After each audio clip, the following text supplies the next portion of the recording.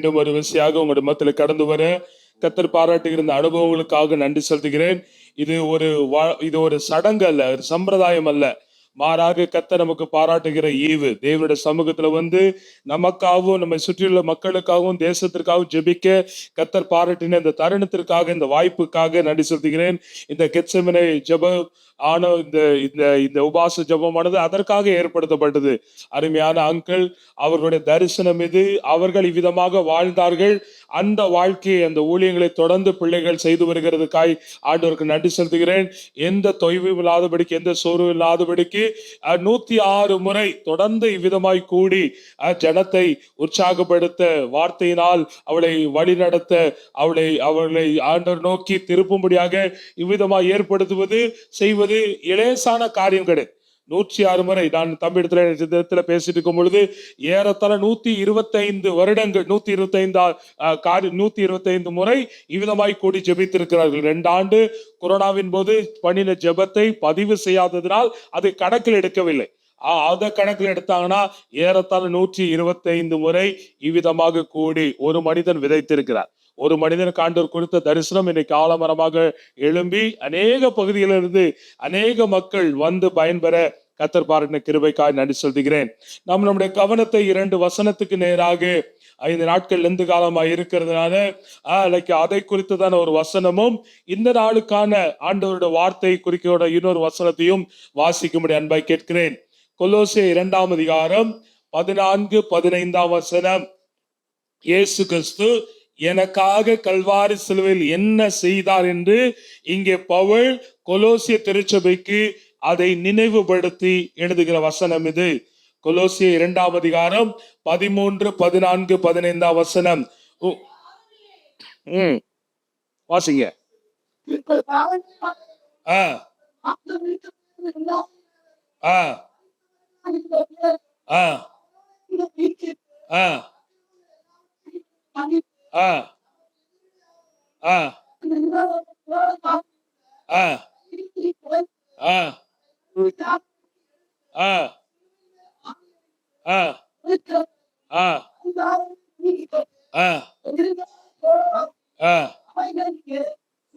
சிலுவையிலே வெற்றி சிறந்தார். ஆண்டவர் நமக்காக செய்த 3 காரியங்களை அங்கே பவுல் நினைவுபடுத்துகிறான். குலைத்தார், நமக்கு எதிரடையாக, நமக்கு விரோதமாக நம்மை அழிக்க பிசாசானவன் கொண்டு வந்து அல்லது தேவனுடைய வேர்டிக்ட், தேவனுடைய தீர்மானங்களை இயேசு கிறிஸ்து கல்வாரி சிலுவையில ரத்து செய்தார்.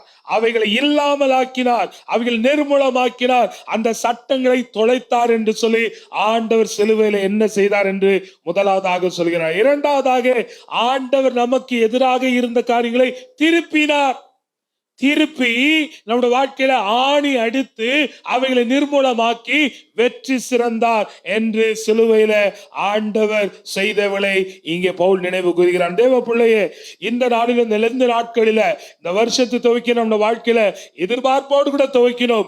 எல்லாம் நன்றாய்த்தான் இருந்தது. 3 மாதம் கடந்து இந்த 4ஆவது மாதத்தோட முடிக்க போகிற இந்த வேளையில ஒருவேளை தொய்வோடு கூட, சோர்வோடு கூட இருந்தீங்கன்னா உங்களை பார்த்து இந்த நாளில கர்த்தர் இந்த வார்த்தைகளை உங்களுக்கு சொல்லுகிறார். வாசிங்க, உங்களுடைய கவனத்தை திருப்பிக் கொள்ளுங்கள்.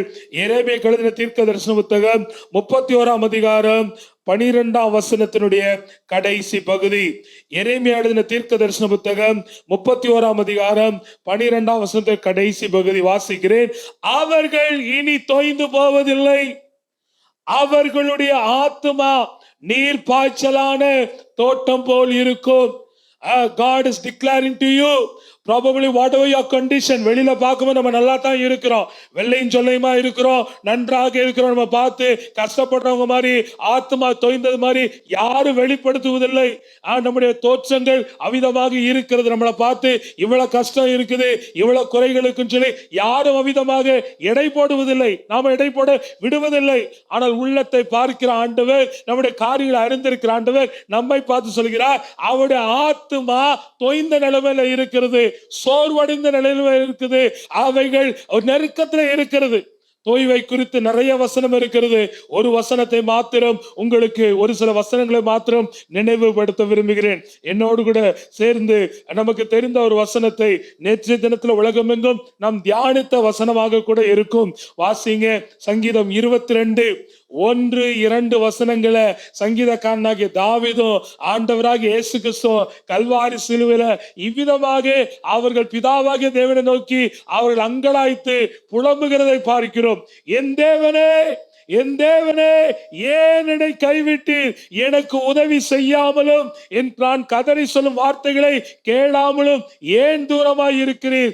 என் தேவனே, நான் பகலிலே கூப்பிடுகிறேன், உத்தரவு கொடு, இரவிலே கூப்பிடுகிறேன், எனக்கு அமைதல் இல்லை என்று சொல்லி சங்கீதக்காரன் ஆண்டவரை நோக்கி புலம்புகிறான். சங்கீதம் 40:17 கடைசி பகுதி விதமாய் சொல்கிறது, என் தேவனே தாமதியாதேயோ, நீர்தான் என்னுடைய ரட்சகர், நீர்தான் எனக்கு துணையா இருக்கிறீர், நீர்தான் என்னை விடுவிக்கிறீர், நான் சிறுமை எளிமையுமானவன் என்று சொல்லிவிட்டு சொல்ல, ஆண்டவரே எவ்வளவு காலம் ஆண்டவர், இதுக்கு முடிவே இல்லையா? என் வாழ்க்கையில இது முற்றுப்புள்ளி, இந்த மாசத்துலயாவது இதுக்கு பதில் கிடைக்கும், இந்த மாசத்துலயாவது ஒரு எண்டு கிடைக்கும், இந்த மாசத்துல ஒரு விமோச்சனம் கிடைக்கும், ஒரு பரிகாரம் கிடைக்கும்னா எல்லாம் தொடர்ந்துகிட்டே இருக்குது, எனக்கு எதிரான காரியங்கள் பெருகி கொண்டே இருக்கிறது, இதுக்கு முற்றுப்புள்ளி வைக்க மாட்டீரா? அதுதான் தொய்வு. நம்முடைய ஆத்துமாக்கள தொய்வு, பணத்தை குறித்து, பிள்ளைகளை குறித்து, எதிர்கால குறித்து தினந்தோறும் தொய்வு. அழகாக ஜபத்தை நடத்தின சொன்னாங்க, ஐடி துறையில இருக்கிறான்னு சொல்லி வேலை பார்க்கிறோம் தான் பேரு, ஆனா ஐடி துறையில இருக்கிறவங்களுக்கு வேலைக்கு உத்தரவாதம் இல்லை. பேரு, பெரிய பேரு, பெத்த பேரு, பணம் எல்லாமே இருக்கு, லட்சம் வாங்குற அப்படின்னு தான் பேரு இருக்கும். ஆனா அவரோட வாழ்க்கையில நெருக்கம், அவரோட வாழ்க்கையில அங்கலாய்ப்பு, அவரோட வாழ்க்கையில சிறுமை, அவரோட வாழ்க்கையில தொய்ந்த நிலைமை. கர்த்தர் நம்முடைய இருதயங்களை ஆராய்ந்து அறிகிறான் சொல்கிறார், இனி தொய்ந்து போவதில்லை. ஆண்டவர் நம்முடைய வாழ்க்கையில, ஆண்டவருடைய வார்த்தை திட்டமும் தீர்மானமாய் நம்மை நோக்கி வெளிப்படுகிறது. ஒருவேளை மனுஷங்க கிட்ட மறைக்கலாம், எல்லார்கிட்டையும் பூசி மொழிகிறலாம், ஆனா ஆண்டவர்கிட்ட நீங்களும் நானும் நிர்வாணிகளாக இருக்கிறோம். ஆண்டவர் நம்மை யதார்த்தமாய் பார்க்கிறார். ஆண்டவருக்கு முன்பாக நாம் மறைக்க முடியாது. நினைவுகளின் தோற்றங்களை அறிகிற ஆண்டவர், வாயில சொல் பெறுவதற்கு முன்பு அறிகிற ஆண்டவர், ஆண்டவர் நம்மை பார்த்து சொல்கிறார், இனி தோய்ந்து போவதில்லை. எத்தனை பேர் விசுவாசிக்கிறீங்க? இது ஆண்டோட வார்த்தை. இந்த வார்த்தையை நான் கற்பனை பண்ணி நான் இட்டு கட்டி சொல்லல, தேவன் எழுதி கொடுத்த அவருடைய பிரமாணம். இந்த தேதி போட்டு இன்னைக்கு நீங்க இந்த ஊழியக்காரரை கொண்டு, இந்த மனிதனை கொண்டு நீங்க இந்த இடத்துல பேசுறீங்க, இந்த வார்த்தையை நிறைவேற்றுங்க, இந்த வார்த்தை என் வாழ்க்கையில பூரணமாக நிறைவேறும் என்று சொல்லும் பொழுது கர்த்தர் அதை நிறைவேற்ற அவர் உண்மை உள்ளவராக இருக்க சொல்லலாமா? அவர் சொன்னது நிறைவேற வரைக்கும் அவருடைய வார்த்தை விடாது. அந்த நிறைவேற வரைக்கும் ஆண்டவர் மாற்றுவார்.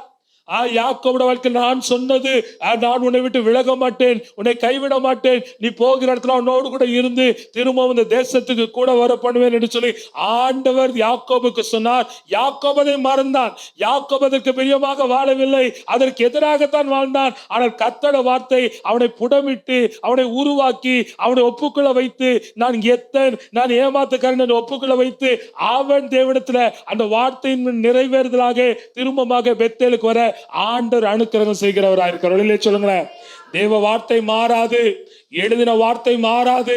அதனால்தான் யோபு பக்தன் சொல்கிறான், ஆண்டவர் ஒரு விசை சொன்னதை மறு விசை திருத்த அவர் மனுபுத்திரன் அல்ல, சொன்னதை செய்கிற ஆண்டவர். தேவ பிள்ளைகளே, இந்த வருஷத்தை துவக்கி ஆண்டவர் உங்களுக்கு எனக்கு கொடுத்த வார்த்தைகள் நிச்சயமாகவே அவைகள் நிறைவேறும். ஆண்டவருடைய காலத்துல நாம அதை புரிந்து கொள்ள வேண்டும். ஆண்டவர் இனி என் ஆத்துமா தொய்வதில்லை. பக்கத்துல இருக்க கையப்படி சொல்லுங்க, என் ஆத்துமா தொய்வதில்லை, சோர்ந்து போவதில்லை. கர்த்தர் என் வாழ்க்கையில் இருக்கக்கூடிய எல்லா எதிர்மறைகளையும் மாற்றுகிறார். சொல்லுங்களேன், எல்லா எதிர்மறைகளையும், எல்லா நெகட்டிவிட்டியும் ஆண்டவருக்கு தெரியும். அந்த நெகட்டிவ் எங்க வந்துச்சு, எப்ப வந்துச்சு, எவ்வளவு நாள் இருக்க போது ஆண்டவருக்கு தெரியும். ஆண்டவர் சொல்றாரு, உன் வாழ்க்கையில இருக்கிற நெகட்டிவிட்டியை நான் ரிமூவ் பண்ண போறேன். உன் வாழ்க்கையில இருக்கக்கூடிய தொய்வை, அது உன்னால வந்திருக்கலாம், அது பிறரால் வந்திருக்கலாம், அல்லது நீ என்ன உத்தமா தேடினால் பிசாசு கொண்டு வந்திருக்கலாம். எப்பேற்பட்ட தொய்வாக இருந்தாலும் ஆண்டவர் அந்த தொய்வுகளை மாற்றுகிற ஆண்டவராக இருக்கும். சொல்லுங்களேன், நமக்கு ஆறுதலா பல பேர் இங்க யோபுட வாழ்க்கையில தான் பார்க்கிறோம். ஆறுதல் சொன்ன வந்தவங்க குற்றப்படுத்துறாங்க. எப்பா, ஆண்டவர் நல்லவராச்சே, ஆண்டவர் நீதிபரராச்சே, ஆண்டவர் சும்மா யாரையுமே தண்டிக்க மாட்டாரு. அப்ப ஆண்டவர் உன் வாழ்க்கையில இதை அனுமதிக்கிறார்னா, நீ ஏதோ ஆண்டவருக்கு பாவம் செஞ்சிருப்ப, நீ ரகசிய பாவம் செஞ்சிருப்ப, நீ உன் வாழ்க்கையில அறிக்கையிடாத பாவம் இருக்கும், அதனால உன் மேலதான் தப்பு இருக்குதுன்னு சொல்லி அவர்கள் இன்னும் அவனுடைய துக்கத்தை அதிகரிக்க செய்கிறார்கள். இன்னும் அவனுக்கு தொய்வை ஏற்படுத்துகிறார்கள். இன்னும் அவனுக்கு சோர்வை ஏற்படுத்துகிறார்கள். ஒருவேளை எப்பேற்பட்ட சோர்வு, எப்பேற்பட்ட தொய்வு எதன் நிமித்தமா ஏற்பட்டாலும் ஆண்டவருடைய வார்த்தை என்ன சொல்லுகிறது? God has a final say. We need to believe in that God has a final say. யாரு நம்மளை பத்தி என்னன்னாலும் அவங்க எழுதி போயிருக்கலாம். What will be the verdict? அதைத்தான் அங்க கொலோசியர் சொல்றாரு. நமக்கு எதிராக எத்தனை கட்டளை இருக்கட்டும், நமக்கு எத்தனை தீர்மானம் இருக்கட்டும், God has a final say. எத்தனை பேர் அதை விசுவாசிக்கிறீங்க? ஆண்டவர் என் வாழ்க்கை நிர்ணயிக்கிறவராக இருக்கு. எத்தனை பேர் விசுவாசிக்கிறீங்க? அன்னைக்கு ஏசாமி கிட்ட அங்க விபச்சாரத்துல கையுமையுமாக பிடிக்கப்பட்ட பிள்ளை வந்து சொல்றாங்க, நியாயப்பிரமாணம் இப்படி சொல்லுது, மோசே இப்படி சொல்றாரு, இந்த பிள்ளைக்கு இந்த தண்டனை கொடுக்கும்னு சொன்ன போது இயேசுநாதர் என்ன சொல்றாரு? ஒரே வார்த்தையில அந்த பிள்ளையை குற்றமற்றவளாக அவர் தீர்க்கிறவராக இருக்கிறார். யோவானுக்கு எழுதின சுவிசேஷம் 8:10-16 சொல்றாரு, நானும் உன்னை ஆக்கினைக்குள்ளாக தீர்க்கிறதில்லை. Don't worry about the opinion of the people. Don't worry about the verdict of the people. Whatever it might be, அது இருந்துட்டு போகட்டும். அதை நம்ம மாற்ற முடியாது. சொல்லுவாங்களா ஊர் வாயை அடைக்க முடியாது, சொல்லுவாங்களா ஊர் வாயை அடைக்கத்தான் முடியாது. ஏன்னா அது அந்த வாயி இருந்தா பேசிக்கிட்டு தான் இருக்கும். யார் உங்களை குறித்து என்னவாக சொன்னாலும் என் ஆண்டவர் என்ன சொல்கிறார்? What is God's plan concerning my life? What is God's plan concerning my future? ஆண்டவர் சொல்றாரு, இனி உன் ஆத்துமா தொய்வதில்லை. ஒரு அழிலே சொல்லுங்களேன், ஒரு அழிலே சொல்லுங்களேன். என் ஆத்துமா, சொல்லுங்க, இனி எல்லாம் நெஞ்சில கை சொல்லுங்க, என் ஆத்துமா தொய்வதில்லை. அப்ப பாஸ்டர் கஷ்டமே வராதா? கஷ்டம் கண்டிப்பா இருக்கும். தேவ பிள்ளைகளுக்கு இந்த உலகத்துல இருக்கிற வரைக்கும் கஷ்டம் இருக்கும். கஷ்டம் இல்லாத எல்லாமே சௌகரியமான வாழ்க்கை வேதம் பரிந்துரைக்கவில்லை. அப்படிப்பட்ட வாழ்க்கை வேதத்துல கூட யாருமே அப்படி வாழல. ஆண்டவர் முகமுகமா பார்த்த மோசையை ஜனங்க நிந்திக்கிறான். என்ன கடவுள் ஆண்டுதான் பேசுவாரா? நீ என்ன அவ்வளவு பெரிய ஆளா? நாங்க பார்க்காத ஊழியமா? நாங்களும் ஊழியக்காரங்க தானே, நீ என்ன பெரிய ஆளா சொல்லி ஆண்டவரை முகமுகமா சிநேகிதனை போல பார்த்த மோசையே கழுவி ஊத்துறாங்க. அவனை எதிர்த்து பேசுறாங்க, அவனுக்கு விரோதமாக எழும்புகிறார்கள். அன்னைக்கு ஆபிரகாம் ஆண்டவரோடு கூட சிநேகிதனாய் இருந்தவன், அவன் நெருக்கத்தில் இந்த கடைசிக்கு பஞ்ச பரதேசி சீமானா இருந்தாலும் இன்னொரு பக்கம் அவன் பிழைப்பை தேடி எகிப்துக்கு ஓடுகிறவனாக இருந்தான். ஈசாக்கு எகிப்துக்கு ஓடுகிறவனாக இருக்கிறான். யாக்கோபு அங்கே ஆண்டவரோட வாக்குத்தத்தங்களை பெற்றிருந்தாலும் அவன் கடைசி அலைந்து திரிகிறவனா தான் இருக்கிறான். தேவ பிள்ளைகளே, நம்முடைய வாழ்க்கையில தொய்வு இல்லைன்னா பிரச்சனை வராத, பிரச்சனையின் மத்தியில நம்முடைய வாழ்க்கையில சோர்ந்து போகாதபடிக்கு ஆண்டவர் காரியங்களை மாற்றுகிற ஆண்டவராக இருக்கிறார். சொல்லுங்களேன், ஆண்டவருக்கு உங்களை குறித்து என்னை குறித்து ஒரு நோக்கம் இருக்கிறது. எல்லாரோட வாழ்க்கையில ஆண்டவர் இதை சொல்லுவதில்லை. தேவ பிள்ளைகளோட வாழ்க்கையில ஆண்டவர் நம்முடைய வாழ்க்கையை குறித்து அவர் நோக்கம் வைத்திருக்கிறார். அந்த நோக்கத்தை வைத்திருக்கிற ஆண்டவர் உங்களை பார்த்து என்னை பார்த்து சொல்கிறாரு, நீங்க தொய்வதில்லை. 10ஆம் வசனம் 31:10, எரேமியா 31:10 விதமாய் சொல்கிறது, ஜாதிகளே நீங்கள் கர்த்தருடைய வார்த்தை கேட்டு தூரத்தில் உள்ள தீவுகளில் அறிவித்து இஸ்ரவேலை சிதறடித்தவர் அதை சேர்த்து கொண்டு ஒரு மேய்ப்பன் தன் மந்தை காக்க வண்ணமாக அதை காப்பார். இது God's plan. ஆண்டவர் உங்களை கொடுத்து உங்களை சேர்க்க நினைக்கிறார், வாழ வைக்க நினைக்கிறார், உயர்த்த நினைக்கிறார். அதனால தான் சொல்றாரு, இனி உன் ஆத்துமா தொய்வது இல்லை. எத்தனை பேர் அதை விசுவாசிக்கிறீங்க? ஆண்டோட வார்த்தை சமீபமாய் நிறைவேற போகிறது. ஆபிரகாம் காண்டு கொடுத்த வார்த்தை 400 வருஷம் தான். ஆபிரகாம் நினைச்சிருக்கலாம், ஈசாக்கு நினைச்சு, யாக்கோபு நினைச்சலாம், அவ்வளவுதான், இந்த சொன்ன ஆண்டவர் மறந்துட்டாரு, நானும் செத்து போயிட்டான், எங்களோட மூதாதையர் செத்து போயிட்டான் அப்படின்னு ஒரு இஸ்ரவேலர் நினைக்கலாம். ஆனா ஆண்டவர் சொன்னதை நினைவு கூறுகிற ஆண்டவர். God does not need a reminder. நீங்களும் மனுஷங்க நமக்கு சிலர் நினைவுபடுத்த வேண்டும். ஐயா நீங்க சொன்னீங்கயா, நீங்க தான் சொன்னீங்க, நீங்க தான் வாக்குறுதி கொடுத்தீங்கன்னு சொல்லி அரசியல்வாதிகளை போல சிலர் நமக்கு நினைவுபடுத்த வேண்டும். ஆனா ஆண்டவர் அரசியல்வாதி கிடையாது, சொன்னதை ஏற்ற காலத்துல செய்கிற ஆண்டவராக இருக்கிறார். சொல்லுங்களேன், அப்படிதான் வசனம் சொல்லுகிறது. ஆபிரகாமுக்கும் ஈசாக்கும் யாக்கோபுக்கும் தான் கொடுத்த உடன்படிக்கை நினைவு கூர்ந்து மோசையை அவளிடத்தில் அனுப்புகிற ஆண்டவர். அந்த ஆண்டவர் அன்னைக்கு 4000 வருஷங்களுக்கு கூட அதை செய்வார்னா இன்னைக்கு ஏன் அதை செய்ய மாட்டார்? அதை செய்வதற்காக நம்முடைய வார்த்தைகளை அவைகளை எழுதி நாம் அதை நினைவு கூறும்படியாக, நாம் அதை கடைபிடிக்குமாக, நம்முடைய வாழ்க்கையில் அது நிறைவேறும்படியாக ஆண்டவர் செய்கிறவராக இருக்கிறார். இல்லையே சொல்லுங்களேன். ஆத்துமா தொய்வதில்லை. சொல்லுங்க, இனி தொய்ந்து போவதில்லை. எதெல்லாம் எதெல்லாம் நம்மளை தொய்வு ஏற்படுத்துகிறது? சில வசனங்களை சொல்லுகிறேன், வாசிங்க. 19 வசனம் வாசிங்க. 30-19 வாசிங்க. எரேமியா 30-19. எரேமியா 30:19. அவைகளிலிருந்து ஸ்தோத்திரமும் ஆடல் பாடல் சத்தம் புறப்படும், அவளை வர்த்திக்க பண்ணுவேன். அவர்கள் குறுகி போவதில்லை, அவர்கள் சிறுமைப்படுவது இல்லை. நீங்களும் நம்முடைய வாழ்க்கையில குறுகி போன அனுபவங்கள், சிறுமைப்படுத்தப்பட அநியாயமாய் சில காரணங்கள் நமக்கு புரியும், சில காரணங்கள் புரியாது. இப்ப தாவீதோட வாழ்க்கையில அவன் ஆடு மேய்ச்சல செவனேன்னு இருந்தான். அவன் ராஜாவானு ஆசைப்படல, எதையுமே ஆசைப்படல. அவன் பாட்டு அவங்க அப்பா கொடுத்த வேலையை அவன் செஞ்சுட்டு இருந்தான். அப்பா அம்மா மறந்துட்டாங்க. அந்த வேலையில தான் கண்ணும் கருத்துமா இருந்தான். சும்மா இருந்தாலும் கூட்டு வந்து சாமியல் மூலமாக அபிஷேகம் பண்ணி உன்னை ராஜா ஆக்குவேன்னு சொல்லி அவனை அபிஷேகம் பண்ணி அரண்மனைக்கு கொண்டு போய் கோலியாத்தை ஜெயிக்க வச்சு திரும்ப அரண்மனையில மெய்காப்பாளனாக வச்ச உடனே அவன் என்ன பண்ணான்? சத்துரு அவனை காய்மகாரமாய் நடத்துகிறான், அவனை பழி வாங்க நினைக்கிறான், அவனை அழித்து போட நினைக்கிறான். தாவீது யோசிச்சிருப்பா, இதெல்லாம் எனக்கு தேவைதானா? நான் இதெல்லாம் கேட்டனா? இதெல்லாம் எதிர்பார்த்தனா? என் வாழ்க்கையில ஆண்டவர் தான் ஒரு பக்கம் வெற்றியும் கொடுக்கிறாரு, இன்னொரு பக்கம் என் வாழ்க்கையில எனக்கு என்னுடைய ஜீவனுக்கு பைத்தியக்காரனை போல ஓடுறான், பைத்தியம் பிடித்தவனை போல அங்கே கீஸ் ராஜாவின் இடத்துல நடந்து கொள்கிறான், அங்கே சவுல் துரத்தி வர்றான். இதெல்லாம் எனக்கு தேவையான்னு சொல்லி ஒருவேளை அவன் யோசிச்சிருக்கலாம். தேவ பிள்ளைகளே, நம்முடைய வாழ்க்கையில சில காரணங்கள், சில காரியங்கள் ஏன் நடக்கிறது என்று சொல்லி விளங்க முடியவில்லை. இது ஏன் எனக்கு சம்பவித்தது? ஏன் என் வாழ்க்கை பட்டக்கால படுகிறது? வேதனைக்கு மேல் வேதனை, பாடுகளுக்கு மேல் பாடுன்னு சொல்லி ஒருவேளை நீங்க யோசிக்கலாம். வசனம் இவ்விதமாய் சொல்லுகிறது, நீங்களும் நானும் கடந்து செல்ல வேண்டிய ஒரு வனாந்திரம் இருக்கிறது. அந்த வனாந்திரத்தை கடந்ததுக்கு அப்புறம் தான் வாக்கு தத்தமான தேசம். ஆண்டவருமா எகிப்தின் அடிமைத்தனத்தை மீட்டெடுத்தார், நம்ம செங்கடலிருந்து மீட்டெடுத்த பின்பு எல்லாரோட வாழ்க்கையிலையும் வனாந்திர பாதையில ஆண்டவர் நடத்துகிறார். எதற்காக நடத்துகிறார்? பேதுரு இவ்விதமாய் சொல்கிறார், நம்முடைய விசுவாசம் அதிக கனம் உள்ளதாக, அதிக மகிமை உள்ளதாக, அதிக புகழ்ச்சியாக உள்ளதாக இருக்கும்படியாக ஆண்டவரோட விசுவாசத்தை மெருகேற்றுகிறார், ஆண்டவர் உருவாக்குகிறார், பொன்னாக வணைகிறார். அதனால்தான் இந்த நெருக்கம், பாடு, இந்த தொய்வு எல்லாரோட வாழ்க்கையில இருக்கும். எலியாவுக்கு இருந்துச்சு. சவால் விட்டு தேவனுக்காக வல்லமே எழுந்து பிரகாசித்தாலும் இன்னொரு பக்கம் ஒரு வார்த்தை அவனோட வாழ்க்கையை, அவனோட நோக்கத்தை, அவனோட ஊழியத்தை இழந்து, ஆண்டவரே என் ஜீவனை எடுத்துக்கொள்ளுங்க, இது எனக்கு போதும், நான் என்னுடைய முன்னோரை காட்டிலும் நான் நீதிமான் இல்லை என்று சொல்லி அவனோட வாழ்க்கையிலும் தொய்வு ஏற்பட்டது. தொய்வுக்கு யாரும் விதிவிலக்கு அல்ல, எல்லாரோட வாழ்க்கையில தொய்வு ஏற்படும். ஆனால் ஆண்டவர் சொல்றாரு, இனி தொய்வு உன் வாழ்க்கையில இருக்காது. ஒரு நிலையில சொல்லுங்களேன், இது ஆண்டோட வார்த்தை. ஆண்டோட வார்த்தை பிடிச்ச ஆண்டவரே, நீங்க தானே சொன்னீங்க என் வாழ்க்கையில தொய்வு வருவது யதார்த்தமாக இருந்தாலும் அந்த தொய்வுகளை நீக்கி போடுகிற ஆண்டவர் என்னோடு கூட இருக்கிறார் என்று சொல்லி நீங்களும் நான் விசுவாசிக்கணும்.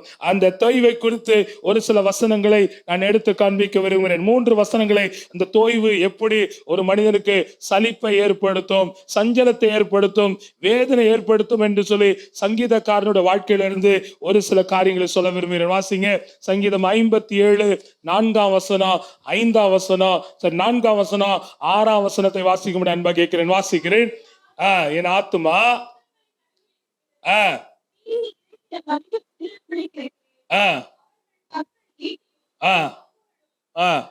சவுலோடு கூட இருக்க அனுபவத்தை நினைச்சு தாவீது பாடின சங்கீதம் இது.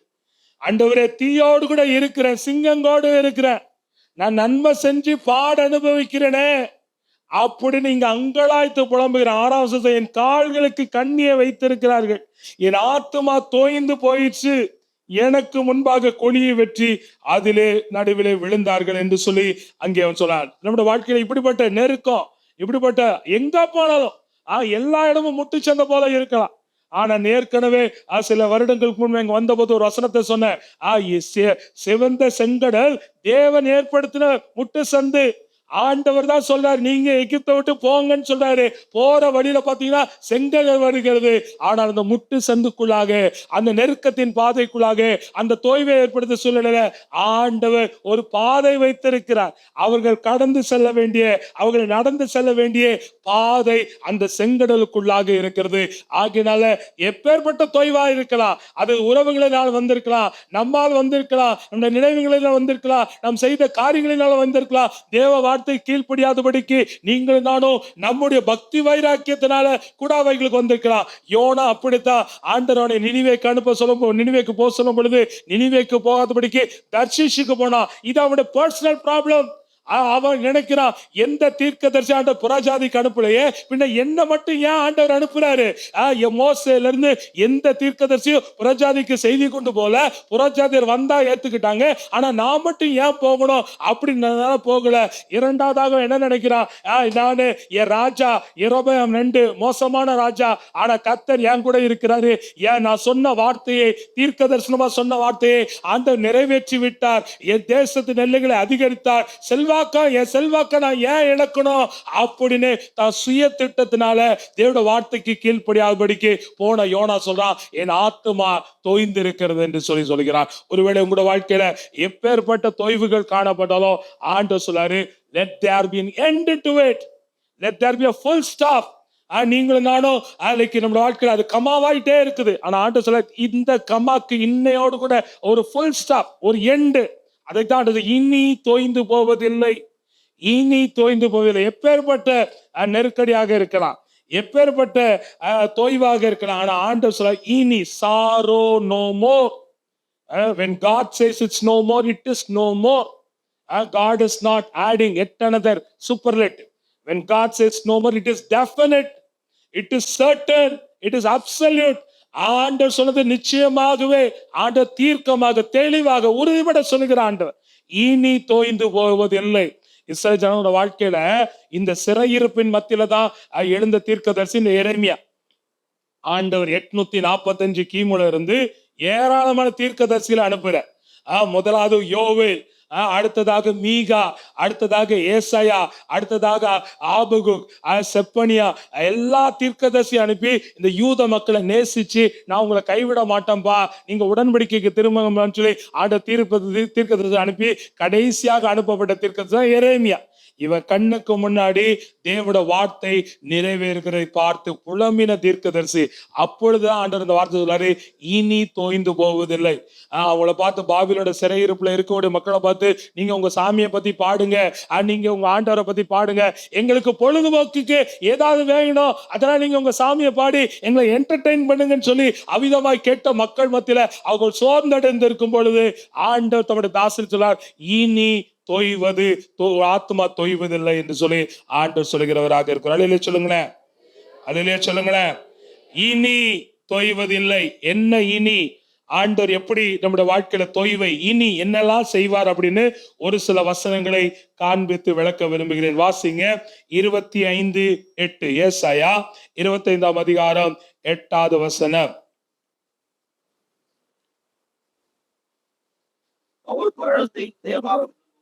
கடைசி பகுதி பிரதர். தமது ஜனத்தின் நிந்தையை பூமியில் இராதபடிக்கு முற்றிலும் நீக்கி விடுவார். கர்த்தரே இதை சொன்னார். வாசித்த கொலோசியர் என்ன பார்க்கிறோம்? கையெழுத்தை குலைத்து கம்ப்ளீட்டா ஆண்டவர் பார்ஷியலா வேலை பார்க்க மாட்டார், அறகுறையா செய்ய மாட்டார். இததான் சொல்றாரு, முற்றிலும் நீக்கிற அக்கிரமங்கள் எல்லாவற்றையும், பாவங்கள் எல்லாவற்றையும் கல்வாரி சிலுவையில் அதை செஞ்சாண்டவர் வாழ்க்கையை கொடுத்தாரு. உன் வாழ்க்கையில இருக்கக்கூடிய சோர்வு உண்டு பண்ணின காரியங்கள் அனைத்தையும், எத்தனை பேர் விசுவாசிங்க? அனைத்தையும் சொல்லுங்க, அனைத்தையும். அது பொருளாதார காரியமா இருக்கலாம், சரீர சுகமா இருக்கலாம், எதிர்காலத்தை கொடுத்த நம்பிக்கைன்னு இருக்கலாம், எதுவாக இருந்துட்டு போட்டோம், நமக்கு தான் அது பெருசு, ஆண்டவருக்கு அது லேசான காரியம். ஆண்டவர் சொல்றாரு, அனைத்தையும் நீக்கி விடுகிற ஆண்டவர். அவர்களே சொல்லுங்களேன். வெளிப்படுத்தின விசேஷத்துல இவ்விதமாக அப்போஸ்தலனாகிய யோவான் சொல்றார், கண்ணீர் யாவையும் ஆண்டவர் அறகுறையா செய்கிற ஆண்டவர் கிடையாது. ஆண்டவரோட வாழ்க்கையில நம்முடைய தொய்வை நீக்கும் பொழுது அவைகளை முழுமையாக நீக்குகிற ஆண்டவராக இருக்கிறார். ஏசாயா 60ஆம் அதிகாரம் 20ஆம் வசனம் சொல்கிறது, உன் துக்க நாட்கள் முடிந்தது, இனி அது இருப்பது இல்லை. It is no more. இல்லை இல்லை இல்லை. எது இல்லை? துக்கம் இல்லை. எது இல்லை? என்னோட வாழ்க்கையோட நிந்தை இல்லை. எது இல்லை? கண்ணீர் இல்லை. எப்படி இல்லை? முழுமையாக இல்லை. முற்றிலுமாக ஆண்டவர் அவைகளுக்கு நிரந்தர ஒரு தீர்வை கட்டளை எடுக்கிற ஆண்டவராக இருக்கிறார். சொல்லுங்களேன், ஆண்டவர் எதை நீக்கி போடுவார் என்று சொல்லி வேதத்திலிருந்து 3 காரியங்களை உங்களுக்கு நினைவுபடுத்த விரும்புகிறேன். முதலாவதாக வாசிங்க, 2 வசனத்தை வாசிங்க. ஏசாயா 62:4, ரோமர் 8:31, 33. 2 வசனத்தை வாசிங்க.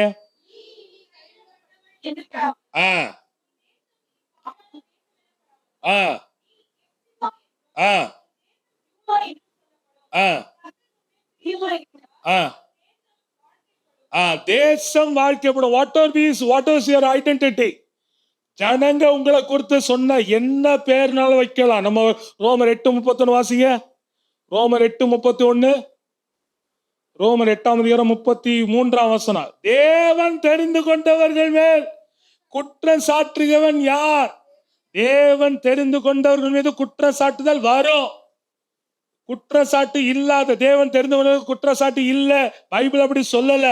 தேவன் தெரிந்து கொண்டவர்கள். 31 சொல்கிறது, தேவனுடைய பட்சத்தில் இருந்தால் நமக்கு விரோதமாக இருப்பவன் யார்? அப்ப கர்த்தர் நம்முடைய பட்சத்துல இருக்கும் பொழுதோ நமக்கு விரோதமாக நம்மை குற்றம் சாட்ட, நம்மை நிர்மூலமாக்க, நம்மை சிறுமைப்படுத்த, நம்மை கேவலப்படுத்த ஜனங்கள் எழும்பத்தான் செய்வார்கள். ஆண்டவர் சொல்றாரு, எப்படிப்பட்ட உன்னோட ஐடென்டிட்டியை நான் மாத்துறேன். உன்னை பத்தி என்ன சொல்றாங்க? கைவிடப்பட்டவள், வாழ்க்கைப்படாதவள், சிறுமைப்பட்டவள். நம்ம பாஷையில சொன்னா ராசி இல்லாதவங்க. அவங்க கிட்ட பேசக்கூடாது, பழகக்கூடாது. அவங்ககிட்ட பேசினா எல்லாம் தரித்திரம், அவங்களால நன்மை கிடையாது, பிரயோஜனம் கிடையாது. ஏசாமியை பார்த்து கூட ஒருத்தர் சொல்லலாம், நாசரேத்திலிருந்து நன்மை வருமா? நாசரேத்திலிருந்து தீர்க்கதரிசி வருமா? நாசரேத்திலிருந்து யாராவது வெளிப்பாடு கொண்டு வருவாங்களா? அப்படி ஏசாமியை பத்தி கேவலமா பேசுறான், ஏசாமியை நம்பாம பேசுறான். ஒருவேளை உங்களை குறித்து, என்னை குறித்து என்ன பேச்சு இருந்தாலும் சரி, மனுஷன் நம்முடைய தோற்றத்தை பார்க்கிறான், நம்முடைய செயல்களை பார்க்கிறான். ஆனா நமக்கு ஆதியிலிருந்து அந்தத்தையும், அந்தத்திலிருந்து ஆதியும் பார்க்கிற ஆண்டவர் நம்மை குறித்து அவர் கடைசி வார்த்தையை சொல்ல வேண்டும். அவர் தீர்மானமாய் சொல்ல வேண்டும். இனி தோய்ந்து போவதில்லை. whatever be your identity, whatever your situation, ஆண்டவர் வாழ்க்கைப்படாத நம்மை வாழ்க்கைப்பட ஆண்டவர் சித்தமுள்ளவராக இருக்கிறார். சொல்லுங்களேன். நம்மளை பார்த்து உலகம் இப்படி சொல்லலாம். யோவேல இருந்து ஒரு வசனத்தை சொல்லி விளக்குறேன். சொல்லலாம், எல்லாரும் நம்மளை பார்த்து என்ன சொல்லலாம்? வனாந்திரம் சொல்லலாம். வனாந்திரம், வாழ்க்கைப்படாத தேசம் அப்படின்னு நம்மளை பத்தி ஜனங்கள், people could have come to a conclusion. வாசிங்களே, 1:10 வாசிங்க. யோவேல் 1:10.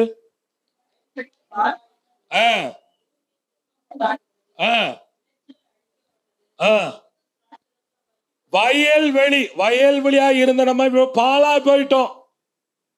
ஆனா ஆண்டவர் என்ன சொல்றாரு பாருங்க, வாசிங்க. 22, 22 வாசிங்க. அதே யோவேல் 2:22. வனாந்திரத்திலே மேய்ச்சல். உலகம் நம்மள வனாந்திரம் சொல்லலாம். வயல்வெளி, உலகம் நம்மள பாலாய் போன வயல்வெளின்னு சொல்லலாம். உலகம் நம்மள என்ன சொல்லலாம்? துக்கம் கொண்டாடுகிற பூமின்னு சொல்லலாம். உலகம் நம்மளை பார்த்து விளைச்சல் இல்லாதது சொல்லலாம். உலகம் நம்மளை பார்த்து திராட்சரசம் வற்றி போனதுன்னு சொல்லலாம். ஆனா ஆண்டவர் என்ன சொல்றாரு? விருட்சங்களை, காய்களை காய்க்கும், அத்தி மரமும் திராட்சை செடியும் பலனை தரும் என்று சொல்லி ஆண்டவரோட வாழ்க்கை குறித்து வேற தீர்மானம் உடையவராயிருக்கிறார். So don't worry about the perception. உலகத்துல நான் வழக்கமா ஆசிரியராக இருக்கிற மாணவர்களுக்கு சொல்லலாம், மற்றவங்க குறிப்பாக இந்த ஆங்கிலம் பேச முடியல, எனக்கு ஆங்கிலம் பேச தெரியல, நிறைய மாணவர்கள் இயல்பாகவே வருத்தப்படுவாங்க. அப்போ நான் என்னோட அனுபவத்தை சொல்லுவேன். எம்சிசில 5 ஆண்டு படித்தேன். எம்சிசில நான் படிக்கும் பொழுது ஹாக்கி கோட்டால கோயில்பட்டியிலேருந்து, ஸ்ரீலிபுரத்துலேருந்து, சவுத் சைட்லேருந்து வந்துருவாங்க. ஹாக்கி கோட்டால எம்சிசில இடம் கிடைச்சிரும். ஆனா எங்க பார்த்தாலும் இங்கிலீஷ், அவரு நரகத்தை போல உணர்வார்கள். எங்க போன ஹாஸ்டல்ல இங்கிலீஷ், கிளாஸ்ல இங்கிலீஷ், அங்க கட்டஸ்ல இங்கிலீஷ். இதுக்காக வந்த வேற காலேஜ்ல அட்மிஷன் கிடைக்காம சொல்லி நினைப்பாங்க. ஆனா 2ஆவது வருஷத்துல தத்தக்க புத்தக்கன்னு பேசுவாங்க. 3ஆவது வருஷத்துல மற்ற மாணவர்களை போலவே சரி சரளமாக ஆங்கிலம் பேசி செல்வதை நான் என்னுடைய அனுபவத்துல பார்த்திருக்கேன். அதனால ஆங்கிலம் ஒரு பெரிய விஷயம். ஆங்கிலம் அறிவு கிடையாது. ஆங்கிலம் இன்னொரு மொழி, நம்முடைய தாய்மொழியை போல ஒரு மொழி. தாய்மொழியை நம்ம 2 வயசுல தான் கத்துக்கிட்டோம். 2 வயசு வரைக்கும் நம்ம அம்மா நம்ம கிட்ட பேசிக்கிட்டே இருந்தாங்க, அப்பா பேசிக்கிட்டே இருந்தாங்க, நம்ம பதில் பேசவே இல்லை. ஆனாலும் நம்மை புரிந்து கொண்டார்கள். நமக்கு என்ன தேவை, எது தேவை என்பது உணர்ந்து அனைத்து செஞ்சாங்க. 2 வயசுல பேச பேச நம்ம மொழியை கத்துக்கிட்டோம். அதுதான் ஆண்டவருடைய ஏற்பாடு. அதனால ஆங்கிலம் ஒரு பெரியதல்ல. ஆங்கிலத்தை பேசக்கூடிய மக்களை பார்த்து இன்னைக்கு ஆங்கிலம் பேசுறதுல அப்படின்னா அவங்கள பார்த்து மற்றவங்க என்ன நினைக்கிறான்னு நினைக்காத. முதல்ல அந்த தாட்டை எடுத்துக்கிட்டா வாழ்க்கையில வெற்றி பெற முடியும். அவங்க என்ன நினைப்பா, இப்ப நான் இங்க இருக்கிறேன், இங்க இருக்கக்கூடிய 100 பேரும் என்ன குறித்து என்ன நினைக்கிறோம் அப்படின்னு நினைச்சேன்னா கடைசி வரைக்கும் நான் யாரையும் திருப்திப்படுத்த முடியாது. கோட்டு போட்டா நல்லா இருக்கும் நினைச்சு கோட்டு போட்டு வந்தா ஒருத்தர் என்ன சொல்லுவாங்க, அந்த வெயில் காலத்துல கோட்டு போட முடியுமா, உடனே கோட்டை மாத்திட்டு டிஷர்ட் போட்டு வந்தா என்ன சொல்லுவாங்க, ஊழியத்துக்கு டிஷர்ட் போட்டு வரலாமா, டையா போட்டு வந்தானா வெள்ளக்காரன் அப்படின்னு இஷ்டத்துக்கு ஆளாளுக்கு ஒரு ஒப்பீனியன் சொல்லிக்கிட்டே இருப்பாங்க. அதை குறித்து கவலைப்படாதான் சொல்றாரு, உன்னை பத்தி என்ன மனிதர்கள் சொல்லட்டும், அதை சொல்லிட்டு போட்டோம். அது உன்னோட கடந்த காலத்துல அனுபவம், உன்னோட ஃபெயிலியர், உன்னோட லிமிட்டேஷன், உன்னோட வல்னரபிலிட்டி, உன்னுடைய யதார்த்தம், அதான் ஆண்டவர் பார்க்கல. இனி எப்படி இருக்க போகிறது, உன் ஃபியூச்சர் எப்படி இருக்கும் பார்க்க. உன்னிக்கு ஆண்டவர் சொல்றாரு, ஓம் பேரை நான் எப்சிபான் வைக்கிறேன், ஓம் பேரை பியூலான் வைக்கிறேன், உன்னை குறித்து எனக்கு ஒரு திட்டம் இருக்கு என்று சொல்லி ஆண்டவருடைய அடையாளத்தை மாற்றுகிற ஆண்டவராக இருக்கும். என்ன சொல்லுங்களேன், தோய்ந்து போன நம்முடைய ஆத்மாவினுடைய அடையாளத்தை மாற்றுகிற ஆண்டவர். பாவி என்றப்பட்ட நம்மை ஆண்டவர் ஒரு நொடி பொழுதுல ஆபிரகாமின் குமாரனாக மாற்றுகிறவர். நம்மளை பார்த்து என்ன சொல்லலாம், இவர் பாவிகளின் சிநேகிதர், பாவி வீட்டுக்கு வந்திருக்கிறாரு, இவருக்கு இது கூட தெரியலையா, யார் வீட்டுக்கு போகணும், யார் வீட்டுல சாப்பிடணும், இத கூட தெரியாத இவரெல்லாம் கடவுளுடைய தூதரா அப்படின்னு சொல்லி ஏசாமி குறித்து நினைத்திருக்கலாம். ஆனா ஆண்டவர் சொல்லாரு, என் வேளை வந்தது, இந்த நாளில இவன் ஆபிரகாமின் குமாரனா இருக்கிறான்னு சொல்லி சகையோட வாழ்க்கையை மாற்றின ஆண்டவர் தான் நம்முடைய வாழ்க்கையை, நம்முடைய அடையாளத்தை மாற்ற விரும்புகிறார். அதற்காக தான் தேவ சமூகத்துக்கு வரோம்.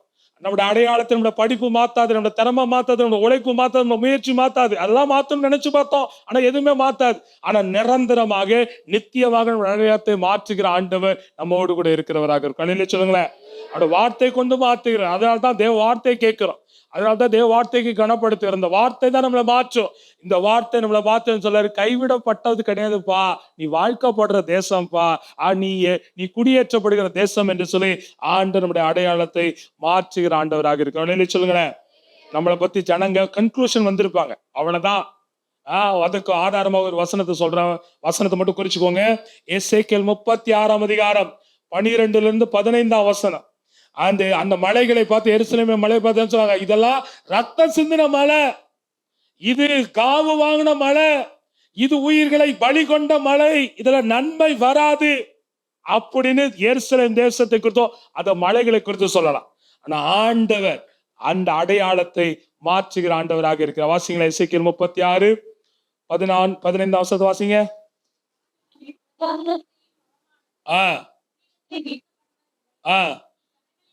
சிஸ்டர் 13 வாசிங்க சிஸ்டர். 12 வசனம் கடைசி பகுதி, அதை மட்டும் நான் வாசிக்கிறேன்.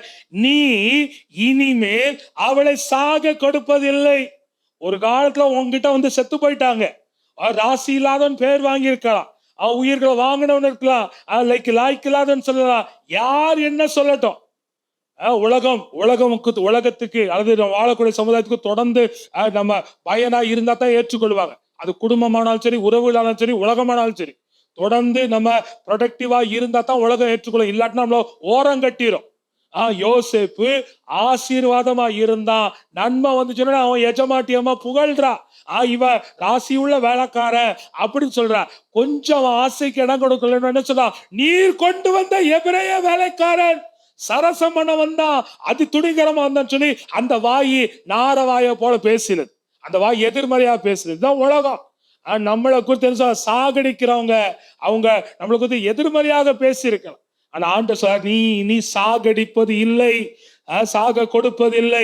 13 கடைசி சொல்றது, நீ உன் ஜனங்களை சாக கொடுக்கிற தேசம் என்று சொல்லுபடியால் இனிமேல் மனுஷரை பட்சிப்பதும் இல்லை, இனிமேல் உன் ஜனங்களை சாக கொடுப்பதில்லை என்று சொல்லி ஆண்டவர் நம்முடைய அடையாளத்தை மாற்றுகிற ஆண்டவர். அழில சொல்லுங்களேன், ஏன் ஆண்டவர் அடையாளத்தை மாற்ற? அவருக்கு ஒரு நோக்கம் இருக்குது, சும்மா பேரை மாத்தல. பைபிள்ல சிலருடைய பேர் ஆண்டவர் மாத்திர எதுக்கு, அதுக்கு பின்னாடி ஒரு பெரிய ஹிஸ்டரி இருக்கிறது, பெரிய ஒரு நோக்கம் இருக்கிறது. அது அந்த மனுஷங்களுக்கே தெரியாது.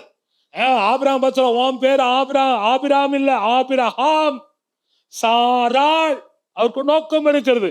வாசிங்கள அப்போஸ்தலர் 17 அதிகாரம், மன்னிக்கணும் 7 அதிகாரம் 5 வசனம் 6 வசனம் வாசிங்க. இங்கே ஸ்தேவானதை நினைவு கூர்ந்து இவ்விதமாய் சொல்கிறான். அப்போஸ்தலர் 5 வசனமா 7ஆம் அதிகாரம் 5ஆம் வசனம். வெரி குட், வாசிங்க வாசிங்க, அதே வசனம் தான் வாசிங்க.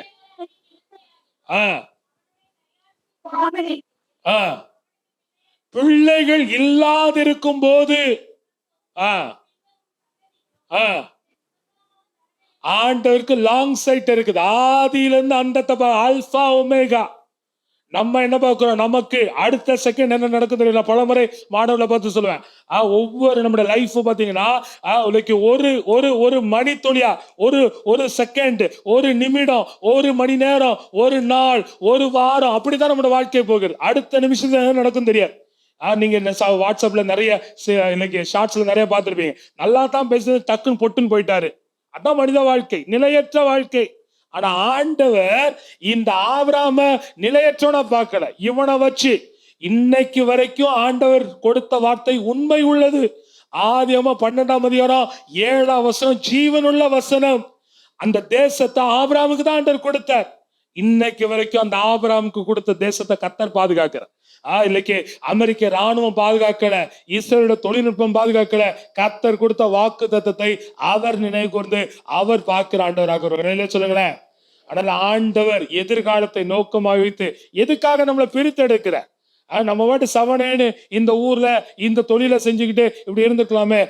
எங்கேயோ பிறந்த நம்மளை ஆண்டவர் மீட்டெடுத்து பிள்ளையாக்குனது. நம்மை கொண்டுதான் இந்த தேசம் சந்திக்கப்படணும், நம்மை கொண்டுதான் தேசம் வாழப்பட வேண்டும். இதுதான் தேவ திட்டம். இங்க இருக்கக்கூடிய எல்லாரும் ஆண்டவர் பொறுக்கி எடுத்துக்க. எத்தனை பேர் விசுவாசிக்கிறீங்க? நீங்களும் நானும் அவ்வளவு விசேஷமானவங்களா? நம்மளை காட்டிலும் ஊர் எத்தனை படிச்சவன் இருக்கிறான், எத்தனை அறிவாளி திறமசாலி இருக்கிறான். அவனெல்லாம் விட்டு ஆண்டவர் விட்டுட்டு நம்மளே இருக்கு. நம்மகிட்ட அப்படி என்ன இருந்துச்சு? அவருடைய பார்வையில விளையாட பெற்றவர்களாக நீங்களும் நானும் இருக்கிறோம். நமக்கே நம்மளே ரியலைஸ் பண்ண மாட்டோம். நான் என்கிட்ட இது இல்லை, நான் திக்குவாயே வந்தனாவே, எனக்கு படிப்பு இல்லை, எனக்கு அறிவு இல்லை, எனக்கு திறமை நினைக்கிறான். ஆனா கர்த்தர் அவர்களே தான் தெரிந்து கொண்டார். எத்தனையோ நம்மை காட்டுல செல்வாக்கு அமெரிக்கால ஹார்வர்ட்ல படிச்சவங்களா கர்த்தர் ஊழியத்து கலக்கிறாரா? நம்ம ஒரு கல்லூரியிலும் படிக்கல, சாதாரண கல்லூரியில சாதாரண நிலையிலுக்கான கர்த்தர் நம்மை தெரிந்துக்கிறார். இது தேவனுடைய நோக்கம். ஆகையினால ஆபிரகாமாக ஆண்டவர் மாற்ற விரும்புகிறவராக. ஒரு நிலையில சொல்லுங்களேன், அடையாளத்தை மாற்றுகிற ஆண்டு. உங்களை குறித்து கண்ணாடியில பார்க்கும்போது ஒவ்வொரு நாளும் நான் இதை 2 முறை பிரசங்கித்த பொழுதும் அதை சொல்லிக்க, இப்ப 3ஆம் முறை இதை சொல்றேன். கண்ணாடியில பார்க்கும்போது என்ன சொல்லணும்? நான் ஆண்டவருடைய விசேஷத்தை, உன்னதமான படைப்பு. எபேசியர் 2:10 நினைவு கூறணும். எங்க அப்பா அம்மா என்ன பெக்கல, நான் குரங்கிலிருந்து வரல, நான் அறிவியலின் விளைவாக வரல, என் தேவனுடைய நிர்ணயம்.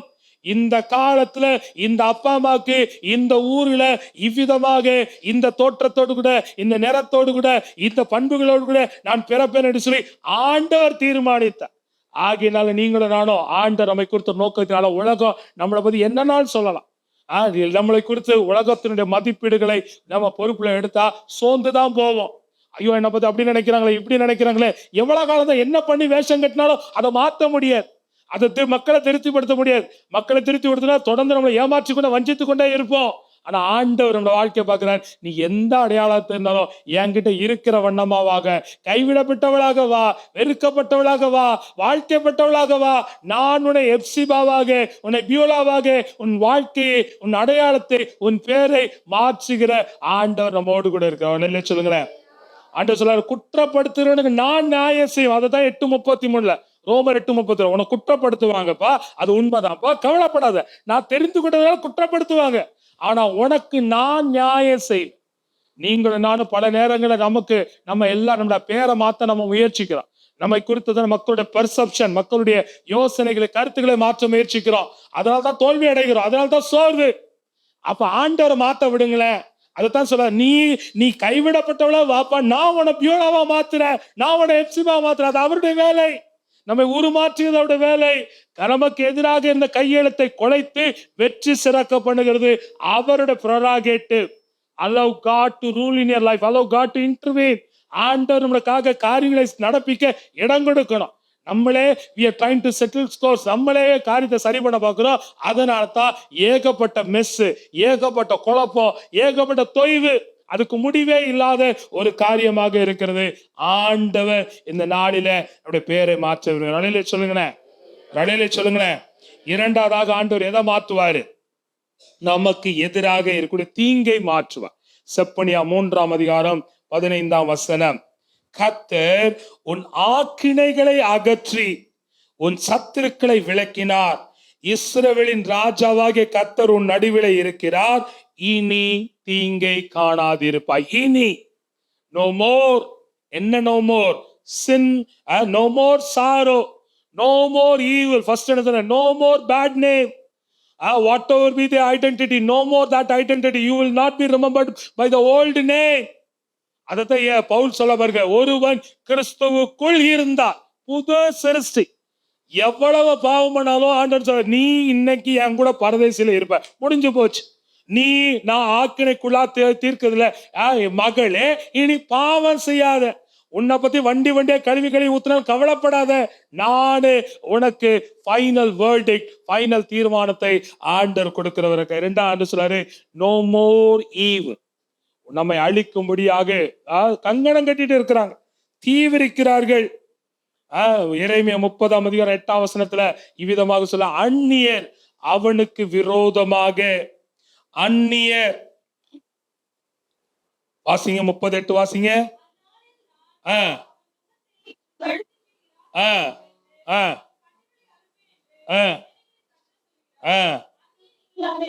அந்நியர் இனி அவனை அடிமை கொள்வதில்லை.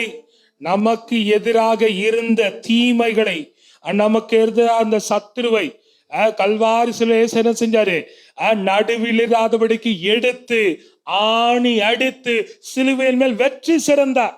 பிசாசு நம்மளை குற்றப்படுத்த முடியாது. பிசாசு நம்மளோட பிசாசோட தந்திரம் என்ன, கடந்த காலத்துல நம்ம செய்த காரியத்தை வச்சு நினைவுபடுத்துவோம். நீ யார் தெரியுமா? இன்னைக்கு பெரிய யோக்கிய மாதிரி இருக்கிறியே, இன்னைக்கு பெரிய நல்லவ மாதிரி நடிக்கிறியே, நேற்று தினம் என்ன செஞ்ச, உன் சிந்தனையில் எப்படிப்பட்ட காரியம் வந்துச்சு அப்படின்னு சொல்லி நம்முடைய பழையவைகளை நினைவுபடுத்துவான். ஆனா ஆண்டவர் சொல்றாரு, கிழக்குக்கும் மேற்குக்கும் எவ்வளவு தூரமா அதை ஒதுக்கி வச்சுட்டேன்பா. இயேசு கிறிஸ்து ரத்தத்தினால சகல பாவங்களும் சுத்திகரிக்கப்படுகிறது, கழுவி அப்புறப்படுத்துற, அதை நினைவு கூறுவதில்லை. பிசாசு நம்மளை பாஸ்ட நம்மளை ரிமைண்ட் பண்ணி நம்மளை மைண்ட ஹார்ன் பண்றதா அவனோட வேலை. மனதுலதான் கிரியை செய்வான், நம்முடைய தோல்விகளை நினைவுபடுத்துவான், நம்முடைய ஏமாற்றங்களை நினைவுபடுத்துவான். ஆனா ஆண்டவர் அதை நினைவுகிற ஆண்டுகிறோம் அல்ல. ஒரு காலத்துல 40 வருஷத்துல மோசே என்ன நினைக்கிறான், என்னுடைய புயத்தினால் இந்த ஜனத்தை விடுவிப்பேன்னு நினைக்கிறான். ஆனா 80 வருஷத்துல ஆண்டவர் அதை பழச நினைக்கல.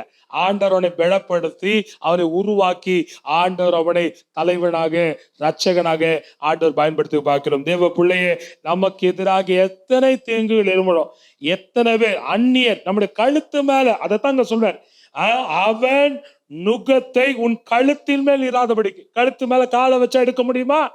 சோக்காயிடும், அன்னைக்கு ஜீவன் போயிடும், அன்னைக்கு பலன் போயிடும். அப்படிப்பட்ட நெருக்குதல்கள் இருந்தால் ஆண்டவர் சொல்ல, அந்நியர் இனி அவனை அடிமை கொள்வதில்லை, நான் அவன் கட்டுகளை அறுப்பேன். ஆண்டவர் நமக்காக வேலை செய்ய இடம் கொடுக்கணும், ஆண்டவர் நமக்காக பழி வாங்க இடம் கொடுக்கணும், ஆண்டவர் நம்முடைய நீதியை நிலைநாட்ட இடம் கொடுக்கணும், ஆண்டவர் நம்முடைய தீங்கை அகற்ற இடம் கொடுக்கணும். நீங்களும் நானும் நம்முடைய சுய புத்தியின் மேல் சார்ந்து சுய ஞானத்தினால அவளை தீர்க்க, அவளை அழிக்க, அவளை நிர்மூலமாக்க நினைச்சா பிரச்சனை இன்னும் பெருசாயிட்டு தான் இருக்கும்.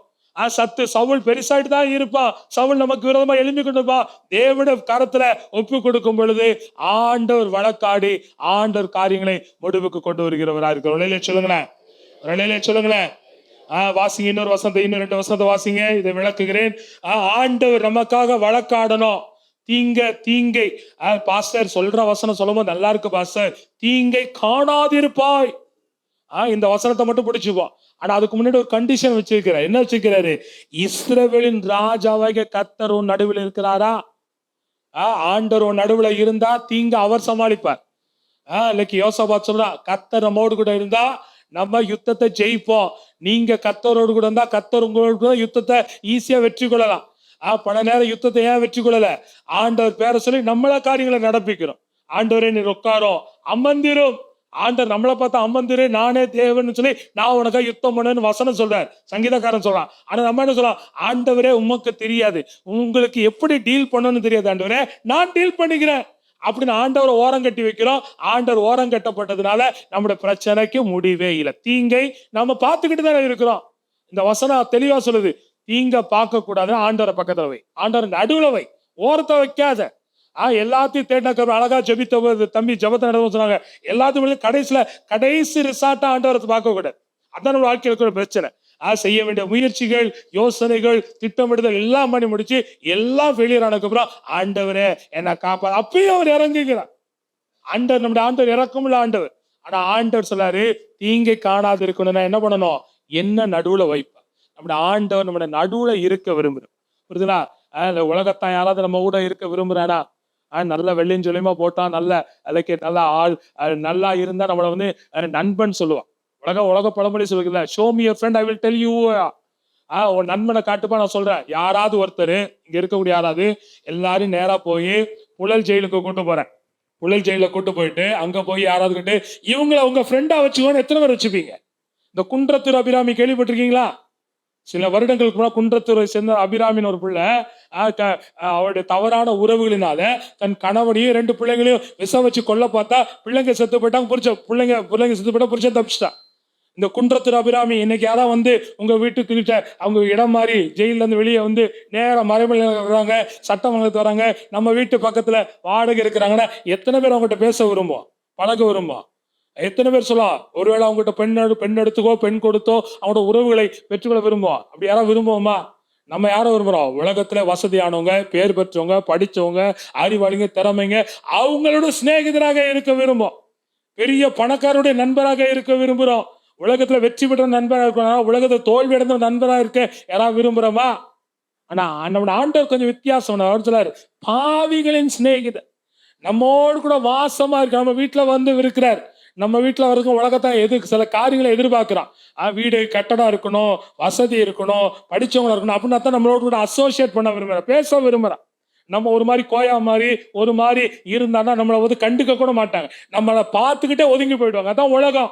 ஆனா ஆண்டு சொல்ல, அவன் கூட இருக்கிற நான் அவன் கூட இருந்தா உன் பிரச்சனை ஏன் பிரச்சனை. நம்முடைய வாழ்க்கையில ஆண்டவர் ஓரமா கேட்கறதுனால தான் நம்ம பிரச்சனை நம்மளே ஃபேஸ் பண்ண வேண்டியதா இருக்கு. இங்க பாத்துக்கிட்டே இருக்கிறோம்.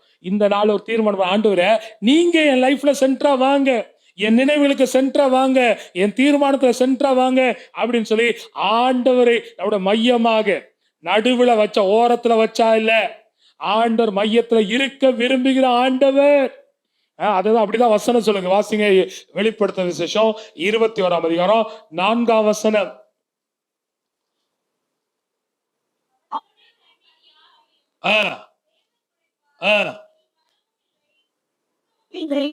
மன்னிக்கணும், 3ஆம் வசனம், 3ஆம் வசனம்.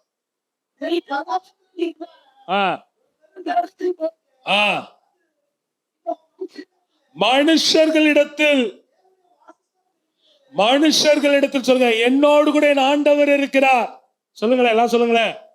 என் கூட ஆண்டவர் இருக்கணும், என் மையமா ஆண்டவர் இருக்கணும். With God as your center, if you construct a reality, then everything will fall in place. பிரச்சனை என்னன்னா, ஆண்டவர் ஓரங்கட்டி வச்சிரும், மையத்துல காணால் தான் தீங்கை பார்த்துக்கிட்டாரு. இன்னைக்கு ஒரு தீர்மானம் பண்ணுங்க, ஆண்டவரே என் வாழ்க்கையில இருக்கக்கூடிய எல்லா தீங்கும் அகற்றப்படணும். நீங்க அதை அகற்றும் நீங்க விரும்புறீங்க, ஆனா நீங்க எதிர்பார்க்கிறது மையத்துல என்ன வச்சுக்கோப்ப, நான் இருக்க விரும்புறேன். அவர் கஷ்டப்பட்டு வர விரும்பல, அவரு சந்தோஷமா. அங்க அவசரம், தேவன் தேவனோட வாசஸ்தலத்தில் இருக்கிறது, அவரிடத்தில் அவர் வாசமா இருப்பார், அவர்களும் அவருடைய ஜனங்களாய் இருப்பார்கள். தேவன் தாமே அவர்களோடு கூட இருந்து அவருடைய தேவனா இருப்பார். நம்மள அவருடைய பிள்ளைன்னு சொல்ல அவர் வெக்கப்படல.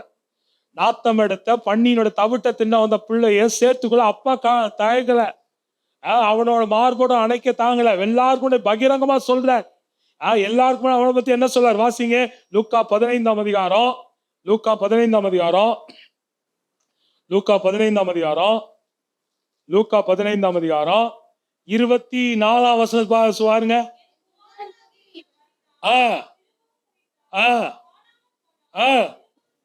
காணாம செத்து போனது உண்மைதான்ப்பா, இவன் கேவலப்படுத்துறது உண்மைதாப்பா, என்ன அவமானப்படுத்துறது உண்மைதான்ப்பா, என் பேரை கெடுத்தது உண்மைதான். ஆனா இப்ப யார் அவன்? உயிர்த்தான், திரும்ப உயிர்த்தான். நம்முடைய ஆண்டவர் புதுப்பிக்க விரும்புகிற ஆண்டவர். பழைய நிலம் அதுதான், இனி தோய்ந்து போவதில்லை. எப்படி புதுப்பிக்க? நீர்ப்பாய்ச்சலான தோட்டத்தை போல ஆண்டவர் பாரடைம், ஒரு பிளான வச்சுக்கிட்டு தான் நம்ம கிட்ட ஆண்டவர் கிரியை நடப்பிக்கிறார். நம்முடைய வாழ்க்கையில சில காரியங்கள் அகற்ற வேண்டிய காரியங்கள் அகற்றி அதற்கு ரீப்ளேஸ்மெண்ட் ஒன்னு சொல்றார். இப்போ இங்க டேங்க் இருக்கு, மேல டேங்க் இருக்குது, கீழே போர் போட்டிருக்கிறாங்க. அந்த போர்ல நமக்கு டேப்பை திறந்தோடனே நம்ம என்ன எதிர்பார்ப்போம்? நல்ல தண்ணி எதிர்பார்ப்போம், அப்படிதானே? நல்ல தண்ணி வராம பாசம் பிடிச்ச தண்ணி வருது, நாத்தம் பிடிச்ச தண்ணி வருதுன்னா என்ன பிரச்சனை? டேங்க் சரியில்லை. உள்ள உள்ள மேல டேங்குக்கு போற தண்ணி சுத்தமான தண்ணி தான். ஆனா டேங்க்ல இருந்து வரக்கூடிய தண்ணி இங்க மோசமான தண்ணி. அப்ப என்ன பண்ணணும்? முதல்ல டேங்கை கிளீன் பண்ண. அதை தான் சொல்றாரு, இனி தொய்வு இல்லை. தொய்வுக்கான காரணம் என்ன? உன்னை எப்படின்னா உன் பேரை டேமேஜ் பண்ணிக்கலாம், உனக்கு துன்பம் துக்கங்கள் வந்திருக்கலாம், அதை நான் டீல் பண்றேன். டேங்கை கிளீன் பண்ண ஆண்டவருக்கு அனுமதி கொடுத்தா டேங்கையும் கிளீன் பண்ணுவாரு. சுத்தமான தண்ணி உள்ள வந்து சுத்தமான தண்ணியை குடிக்க ஆண்டவர் நமக்கு கிருபை செய்கிறவரா இருக்க. வெளியே சொல்லுங்களேன், தீங்கை காணாது இருப்பாய். இன்னும் 2 வசனம் மட்டும் வாசிங்க. 62:8. நீங்க என்ன மறந்தாலும் வசனத்தை மறக்க கூடாது. அதனாலதான் வசனமா சொல்றேன். ஏன்னா இந்த வசனம் தான் ஆரோக்கியம். வீணான கதைகள் பேசினா உங்களுக்கு போனா நீங்க பிரசங்கத்துக்கு மார்க் போட்டு போவீங்க. ஆனா வாழ்க்கையில நீங்க நான் சொல்ற கதையோ நான் சொல்ற உதாரணமோ உங்களுக்கு என்னை நினைவு கூற உதவி செய்யும். இந்த பாஸ்டர் நல்லா கதை அடிச்சு பேசுவாரு, ஜாலியா இருக்கும், 1 மணி நேரம் பேசினாலும் தூக்கம் வராம பேசுவாரு, என்ன நினைவு கூற. ஆனா என்ன நினைவு கூறீங்கன்னா 1 வருஷம் 2 வருஷம் நினைக்கிறா, அதுல ஒரு பிரயோஜனம் கிடையாது. நான் உங்களுக்கு ஏதாவது நன்மை செய்ய முடியுமா? ஆனா வசனத்தை நினைவு கூர்ந்தா வசனம் தான் உங்க வாழ்க்கையை மாத்தும். நான் மறந்தாலும், என் முகம் மறந்தாலும், என்னோட வார்த்தைகள் மறந்தாலும், இந்த வசனம் அன்னைக்கு ஆண்டவர் என்கிட்ட பேசினாரு, ஜீவனோட வார்த்தை சொல்லி இந்த வசனம் உங்களோட வாழ்க்கையை மாற்றி. அதனாலதான் வசனத்தை நீங்களும் நானும் பிடித்துக் கொள்ள வேண்டும். வசனத்தை முக்கியப்படுது. நம்ம இருக்கக்கூடிய காலத்துல வசனத்துக்கு முக்கியம் இல்லாதனால்தான் சமீபத்துல தமிழக கிறிஸ்தவ உலகத்துல ஏகப்பட்ட குளறுபடிகள். வசனம் இல்லாத வாழ்க்கை, வசனத்தை ரீப்ளேஸ் பண்ணக்கூடிய பல்வேறு காரியங்கள், பல்வேறு அனுபவங்கள், அவைகளினால்தான் நிலைத்திருக்கக்கூடிய ஒரு திடமான கிறிஸ்தவ உலகம் இல்லை, ஒரு ஆரோக்கியமான இல்லை. நாளைக்கு நம்ம பிள்ளைங்க இருக்கிறீங்க, இந்த பிள்ளைங்களுக்கு டெய்லி காலையில 2 மினிட் நூடுல்ஸ், மத்தியானம் 2 மினிட் நூடுல்ஸ், சாயங்காலம் 2 மினிட் நூடுல்ஸ் கொடுத்தீங்கன்னா இந்த பிள்ளைங்களை நல்ல ஸ்போர்ட்ஸ் மேன் ஆக்க முடியுமா? நல்ல திடகாத்திரமான பிள்ளைகளா இருக்க முடியுமா? பிள்ளைகளுக்கு பார்த்து செய்யறோம்ல. என் பிள்ளை பொம்பளை பிள்ளை, அந்த பிள்ளை பெரிய பிள்ளை ஆயிட்டா, அந்த பிள்ளைக்கு இது சாப்பிடணும் அப்படின்னு அந்த பிள்ளைகளோட அடுத்த 60 ஆண்டுகளுக்கு திட்டமிட்டு அந்த பிள்ளைக்கு இப்ப சாப்பாடு கொடுக்குறோம். அந்த புள்ள திருமணமாகி குழந்தை குட்டிகளை பெற்றுக்கொள்வது இன்னொரு 10-20 வருஷம் கழிச்சுதான். ஆனா இன்னைக்கு நம்மளோட உத்தரவாதம் என்ன சொல்லுகிறது? என் பிள்ளைங்களுக்கு பெஸ்ட்டை கொடுக்கணும், சிறந்தது கொடுக்கணும். பார்த்து தேடி யாராவது ரேஷன்ல கூட அரிசி அப்படியே வாங்கி அப்படியே கொடுத்துறோமா? அதை வாங்கி சமைத்து அந்த பிள்ளைகளுக்கு ஏற்ற உணவாக அதை மாற்றி கொடுக்கிறோம். அப்படி ஆரோக்கியமான உபதேசத்தை கொடுக்கறது தான் ஆரோக்கியமான பிள்ளைகளாக இருக்கு, ஆரோக்கியமா வளர்க்கப்படுறோம். அதே மாதிரிதான் நீங்களும் நானும் வசனத்தை கனப்படுத்த வேண்டும், வசனத்தை தேட வேண்டும். வசனம் கிடைக்கப்பெறாத பஞ்ச காலம் வரும். தேசத்தினுடைய நிலைமைகள் மாறும். ஆண்டோட வாக்கு தத்தம் அது. இந்த மனிதர் அந்த மனிதர் வசனம் அதனால வசனம் கிடைக்கப்பெறாத காலத்துல நீங்களும் நான் தான் நடமாடு நிருபமாக இருக்க வேண்டும். நாங்க அங்கிள் நாங்கெல்லாம் ஒரு காலகட்டத்துல கடைப்பேர்ல ஒரு பைபிள் ஸ்டடிக்கு போயிருக்கிறோம். அங்க ஒரு பாஸ்டர் இருந்தாங்க, பிராமண குடும்பத்திலிருந்து ஆண்டவர் ஏற்றுக்கொண்ட ரெவரண்ட் பால்ராஜ், நெகேமியா வேதாம கல்லூரி பிரின்சிபலா இருந்தாங்க. அவரை குறித்து நான் சின்ன வயசுல தம்பி மாதிரி சின்ன ஒரு 16-17 வயசு, நான் 15 வயசுல இருந்து அங்கிளோடு கூட எங்க ஊழியத்துக்கு கூட நான் கூட்டு போயிடுவாங்க. பைபிள் ஸ்டடியா இருக்கட்டும், பிரேயரா இருக்கட்டும், மலை ஜோபா இருக்கட்டும், எங்க போனாலும் எங்கெல்லாம் சாத்தியம் இருக்கிறதோ அதுக்கு என் வயசுக்கு ஏற்ற மாதிரி எதெல்லாம் அனுமதிக்கப்படுமோ அதுக்கெல்லாம் என்ன கூட்டு போயிடுவாங்க. அப்படி நாங்க போன ஒரு பைபிள் ஸ்டடியில அவரு பைபிளே கொண்டு வர மாட்டேன், வாயை திறந்த வசனம் கொட்டிக்கிட்டே கிடக்கும். ஜீவனுள்ள நடமாடு நிருபமாக இருந்தா நீங்களும் நான் நடமாடு நிருபமா மாறணும். நம்ம வாயில வசனம் வந்தாதான் பலரோட வாழ்க்கை மாறும். வாயில வசனம் இல்லாட்டினா நீங்களும் நான் என்ன பண்ணுவோம்? உலக கதை புறணிதான் பேசுவோம். வாயில வசனம் தான், அந்த வசனம் வாழ்க்கை, அந்த வசனத்துக்குன்னு ஒரு ஃபங்க்ஷன் இருக்குது. அந்த வசனம் நமக்கு சாதாரணமா தான் இருக்கும். ஆனா அந்த வசனம் அவருடைய வசனம், அவர் அனுப்பின வசனம், அது வெறுமையா வராது. அதனால்தான் வசனத்தை கனப்படுத்தினா வாழ்க்கை மாறும், வசனத்தை கனப்படுத்தக்கூடியவளாக மாறும். மற்ற அனுபவங்கள் தவறு இல்லை, எல்லாம் தேவை. உனக்கு நம்முடைய உணவுல எப்படி அதுக்கு பலவிதமான ருசி இருக்குதோ, சோறு இருக்கணும், குழம்பு இருக்கணும், ரசம் இருக்கணும், எல்லாம் இருந்தா தான் அது உணவு, முழுமையான உணவு. அதே மாதிரி எல்லாம் தேவை. ஆனா பல நேரங்கள்ல ஊழியக்காரங்க எங்களை பார்த்து என்ன சொல்றாங்க? 1 மணி நேரம் 1.25 மணி நேரம் ஆராதனை பண்ணிட்டு கடைசியில 15 நிமிஷம் மைக்கு கொடுத்துட்டு, பாஸ்டர் 10 நிமிஷத்துல முடிச்சிருக்கோம். 10 நிமிஷத்துல என்ன முடிக்க முடியும்? உங்க வீட்டுக்கு நான் சாப்பிட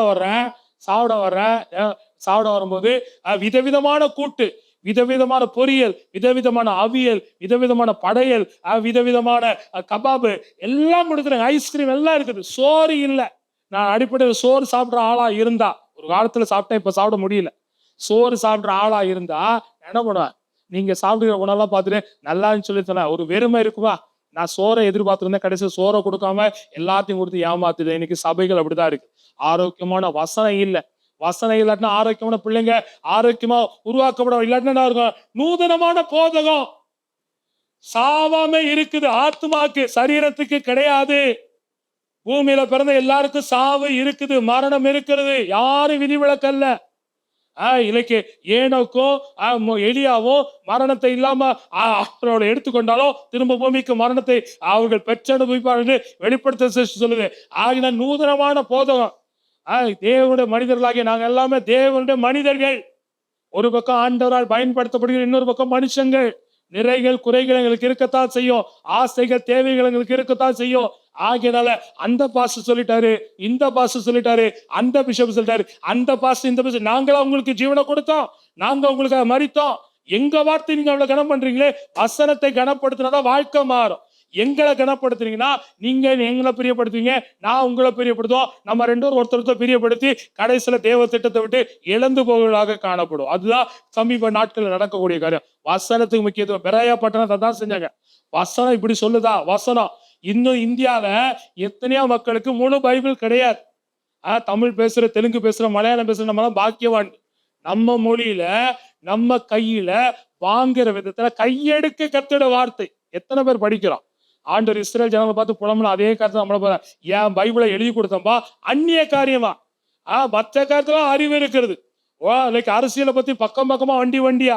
பைபிளை படிச்சா சோர்வு வரத்தான் செய்யும், பைபிளை படிச்சா தூக்கம் வரதான் செய்யும். ஆகிலும் இதுல ஒரு பயிற்சி, ஒரு முயற்சி, எதுவும் லேசா வந்துடாது.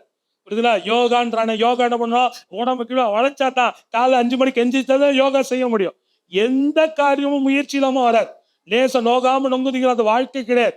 நோகாம யாரும் நொங்கு திங்க முடியும். எல்லாம் கடின காரியம், எல்லாம் பிரயாசம். அப்ப ஆண்டவரை தேடுவதற்கு, வசனத்தை தேடுவதற்கு முயற்சி எடுக்கும். வசனத்தை கனப்படுத்தும் பொழுது தீங்கு இருக்காது. நம்முடைய வாழ்க்கை பார்த்தீங்கன்னா வாக்கு தத்துவம் ஒரு பகுதியை பிடிச்சுக்கும். தீங்கை காணாதிருப்பாய். வசனம் எல்லாம் இவங்க ஆசீர்வதிப்பேன், தீங்கை காணாதிருப்பேன், உயர்த்துவேன், மேன்மைப்படுத்துவேன். அதுக்கு முன்னாடி ஆண்டவர் தண்டிப்பேன்னு சொல்றாரு. அதை எழுதி போடுங்களேன்.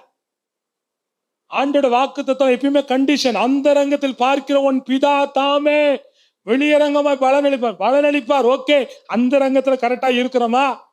தேவட வார்த்தைக்கு கனத்தை கொடுக்கிறோமா? அப்படி கொடுத்தாதான் இனி தொய்வை காண்பதில்லை. தொய்வு போகணும்னு நினைக்கக்கூடிய நம்முடைய வாழ்க்கையில வசனத்தை கனப்படுத்தும் பொழுது ஆண்டவர் அவைகளை செய்கிறவராயிருக்கிறார். நிலையிலே சொல்லுங்களேன், நிலையிலே சொல்லுங்களேன். மூன்றாவதாக ஆண்டவர் என்னதை செய்வார்? வாசிங்க ஏசாயா 60:18 ஏசாயா 62:8 மட்டும் வாசிங்க.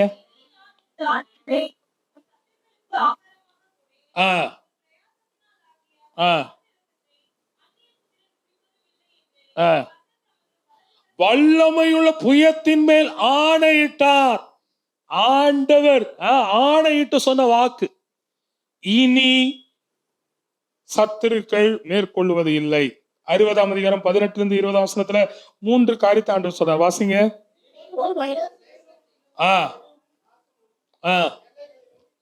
கொடுமை இருந்துச்சு, அழிவு இருந்துச்சு. ஆண்டவர் என்ன சொல்றாரு? அதுக்கு ஆன்டிடோட் அடுத்த வசனத்துல சொல்றா பாருங்க. வாசிங்க. மதில்களை ரட்சிப்பு என்றும், மதில்களை ரட்சிப்பு ஆண்டவர் மாத்துவார். ஆண்டவர் நம்முடைய மதில்ல ஓட்டை இருக்குது, நம்முடைய மதில் வழியா சத்துரு வந்துடுறான். ஆனா ஆண்டவர் என்ன சொல்றாரு? உன் மதில்களை ரட்சிப்பாக. ரட்சிப்புனா அவர் கொடுக்கிறது. உன் வாசல்களை துதி என்று நம்ம கொடுக்க வேண்டியது. தேவனோட வாழ்க்கையில இந்த பாதுகாப்பு, கொடுமை வரக்கூடாது, அழிவு இருக்கக்கூடாது, நாசம் இருக்கக்கூடாது, எல்லைகள்ல அது கேட்கப்படக்கூடாதுன்னா ஆண்டவர் ஒன்ன செய்யற. என்ன செய்யறாரு? நான் ரட்சிப்ப மதில வைக்கிறேன். நீயே நானு மதில போடுறேன். ஆனா நீயே உன் வாசல துதியினால நீ அவைகளை காத்து கொள்ள வேண்டும் என்று சொல்லி ஆண்டவர் தம்முடைய பிள்ளைகளிடத்துல அவைகளை ஆண்டவர் உணர்த்துகிறதை பார்க்கிறோம். நிலையிலே சொல்லுங்களேன், ஒரு நிலையிலே சொல்லுங்களேன். ஏசாயா 60ஆம் அதிகாரம் 19 வாசிங்க.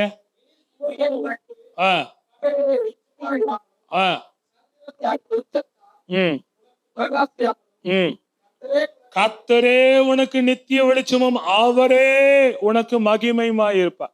ஆண்டவர் நமக்கு மற்றவர்களுக்கு வித்தியாசத்தை, தேவ பிள்ளைகளுக்கு மற்றவர்களுக்கு வித்தியாசத்தை ஆண்டவர் ஏற்படுத்த விரும்புகிற ஆண்டவர். புரியுதுங்களா? எத்தனை மந்திரவாதி எழும்பட்டோம், அந்த மந்திரவாதிகளால சுகப்படுத்த முடியாது. ஆனா பவுலை கொண்டு, அவருடைய உருமால்களை கொண்டு, அவருடைய கச்சையை கொண்டு ஆண்டவர் அவரிடத்துல அவரிடத்துல தான் அபிஷேகம் இருக்கும் என்று சொல்லி விளங்க பண்ணுகிறவர்.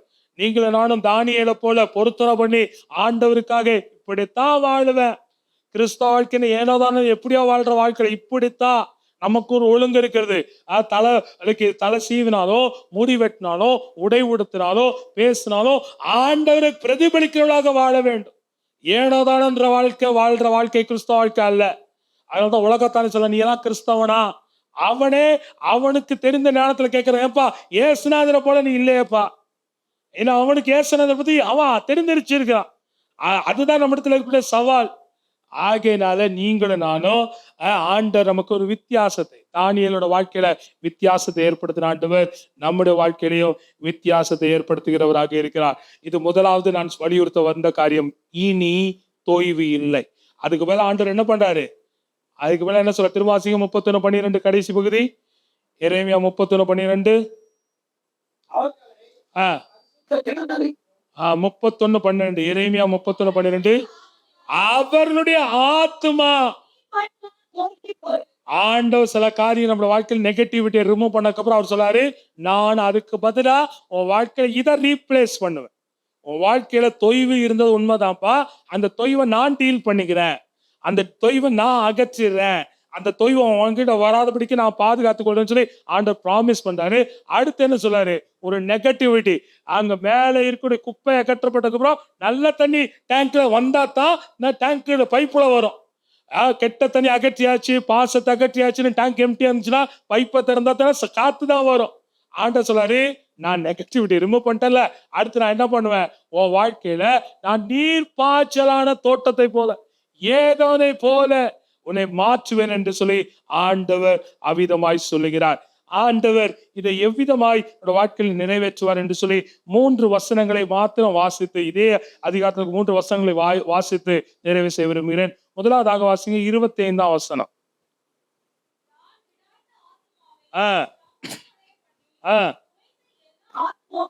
தோய்ந்த எல்லா ஆத்துமாவையும் நான் நிரப்புவேன். தொய்வை நீக்கின ஆண்டவர் தொய்வுக்கு ரீப்ளேஸ்மெண்ட், ஆல்டர்னேட், அது அவருடைய வேலை. திரும்ப திரும்ப இந்த செய்தியில நான் சொல்லக்கூடிய ஆண்டவர் நமக்காக கிரியை நடப்பிக்க இடம் கொடுக்கணும். நம்மளே எல்லா தீர்மானம் பண்ணி கடைசியில அவர் பார்த்துவார். அவர் என்னத்தை பார்த்துப்பார்? அவரால் ஒண்ணும் பண்ண முடியாது. தொய்வை நம்ம தான் ஏற்படுத்துகிறோம். தொய்வு வருவதற்காக நம்ம தான் காரணம். இடம் கொடுத்ததுனால பிசாசனோட வாழ்க்கையில அத்துமீறி கிரியை நடப்பிக்கிறவனா இருக்கிறான். ஆண்டவர் தொய்வை அகற்ற இடம் கொடுக்கும் பொழுது ஆண்டு சொல்லாரு, நான் அதை நிரப்புவேன். எப்படி நிரப்புறாரா? இப்ப வாசிங்க, இப்ப ஒரு 3 வசனத்தை வாசிங்க. 27ஆம் வசனம், 31ஆம் வசனம், 38ஆம் வசனத்தை வாசிங்க. நாட்கள் வரும் என்று கர்த்தர் சொல்கிறார், அப்பொழுது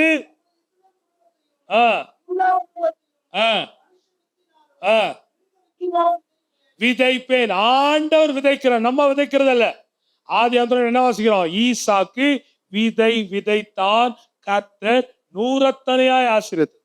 முயற்சி அவன் பண்ணா, ரிசல்ட் அவர் கொடுத்தார். ஆனா இங்க சொல்ல, நீ ஒண்ணுமே பண்ண வேணாப்பா, நீ சீரா எஃபர்ட், எல்லாத்தையும் நான் செய்யறேன். நான் என்ன பண்ணுவேன்? உன்னை நீர் பாய்ச்சல தோட்டத்தை போல மாத்திருக்க நான் என்ன பண்ணுவேன்? நான் விதைப்பேன். எங்க விதைப்பேன்? குடும்பத்தையும் மனுஷ வித்தினாலும் மிருக வித்தினாலும் ஆண்டவர் விதைக்கிறவராக இருக்கிற சொல்லுங்கிறேன். யோசேப்போட வாழ்க்கையில பாத்தீங்கன்னா, அவன் ட்ரீமை ரிவீல் பண்ணி எல்லாத்தையும் செய்வதற்கு காரிய சுத்தி உள்ளவனா இருந்தான். வீட்டினுடைய கீ அவனுக்கு கொடுக்கப்படுகிறது. ஆனா கடைசி வரைக்கும் அங்க போத்திபார் வீட்டுல இருந்து அங்க அவன் உண்மை உள்ளவனா இருந்து வேலை செஞ்சனா போத்திபார் வீட்டுல இருக்கக்கூடிய ஒரு தொழிலாளியே தான் இருந்திருப்பான். ஆனா தேவத்திட்டம் அது கிடையாது. அவனை பார்வோனுக்கு தகப்பனாக, அவன் குடும்பத்துக்கு கர்த்தனாக, எகிப்து தேசம் அனைத்திற்கும் அவனை அதிபதியாக வைக்கிறதான் அவருடைய பிளான். அப்ப அந்த பிளான் வர என்ன பண்ண அவர் டீல் பண்றாரு. என்ன பண்றாரு? இதை நிறைவேற்ற நான் ராஜாக்கே நான் சொப்பனதை கொடுத்துடுறேன். இந்த பார்வனை நான் கலண்டடிச்சனா, இந்த பார்வனுக்கு உன் ஞானம் வேணும், நீ விசேஷித்த ஆவி பெற்ற, நீ அங்க போயிருந்தோம், அப்ப நீ விளக்கம் கொடுக்கும் பொழுது நான் என் நோக்கத்தை நிறைவேற்றுவேன், உனக்கு நான் கொடுத்த தரிசனத்தை நிறைவேற்றுன்னு சொல்லி ஆண்டவர் இங்கே யோசேப்புக்காக அவர் விதைத்தார். சொல்லாமா கைகளை வச்சு, ஆண்டவரே இதுவரைக்கும் நான் விதைச்சிருக்கிறேன், நான் முயற்சி பண்ணிருக்கிறேன், நான் அதோட பலனை பெற்றிருக்கிறேன். ஆனா இந்த வசனத்தின்படியாக நீர் விதையும், சொல்லுங்களேன், நீர் விதையும் ஆண்டவர் allow God to seed. ஆண்டவர் நமக்காக விதைக்க, ஆண்டவர் நமக்காக வேலை செய்ய இடம் கொடுத்தா அவரு மாஸ்டர் பிளான் போட்டிருக்குது. நம்மளுக்கு வந்து உயர்வான பிளான் வச்சு அந்த பிளானை அவர் கொண்டு நிறைவேற்றுகிற ஆண்டவராக இருக்கிறார். நிலையிலே சொல்லுங்களேன், நிலையிலே சொல்லுங்களேன். ஆண்டவர் நமக்காக பெரிய காரியங்களை நடப்பிக்கிற ஆண்டவராக இருக்கிறார். இரண்டாவதாக 31 வசனத்தை வாசிங்க.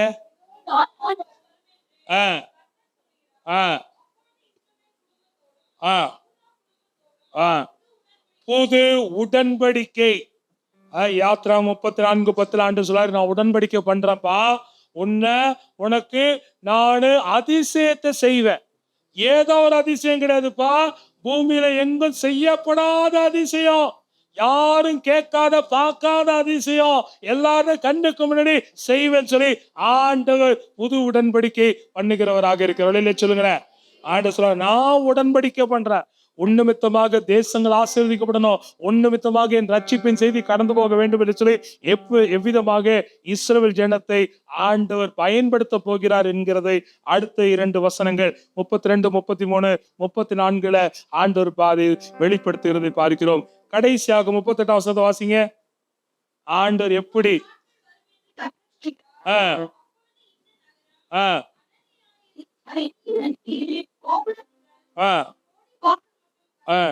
கர்த்தருக்கென்று கட்டப்படும். 40 வசனம் சொல்லுகிறது, கர்த்தருக்கு பரிசுத்தமா இருக்கும், எல்லா ஆசீர்வாதமா இருக்கும். ஆண்டவர் சிதலமடைந்தவர்களை கட்டுகிற ஆண்டவர். கடைசியாக ஒரு வசனத்தை மாத்திரம் எல்லாம் சேர்ந்து வாசிக்கலாமா? வாசிங்க. எசேக்கியேல் 36 அதிகாரம் 33 வசனம். 36 வசனம். 36 வாசிங்க. கர்த்தராகிய நான்